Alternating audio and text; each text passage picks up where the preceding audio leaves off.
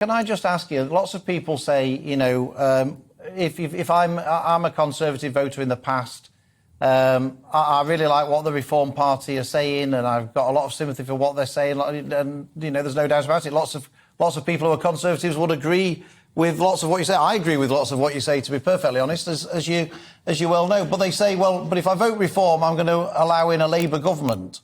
Is it your view that a Labour government would be no worse than a Conservative government?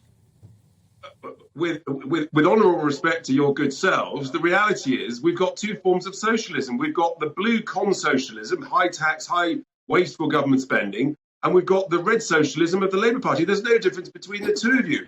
We're putting forward bold solutions, low tax, high growth, cut government spending, and having zero waiting lists and cheap energy. And I'm not going to let you get away with the lockdown thing purely because, yes, that was part of the problem.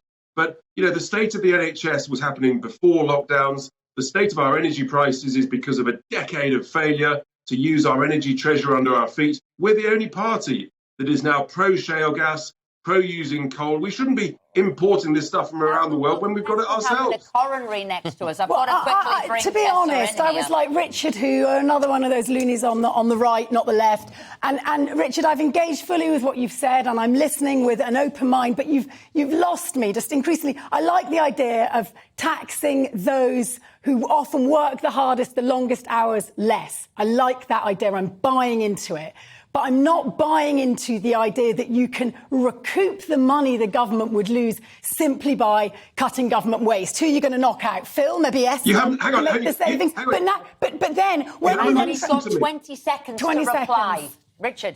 I said if you get 2 million people of the 5.2 back into work, that saves 30 to 40 billion a year. These are our people. That's totally naive to suggest all 5 million of those are able-bodied and sufficiently have the wherewithal and the ability to work. I didn't say that. But it's 1.5 million more than pre-COVID. We've got to get our young people back into work.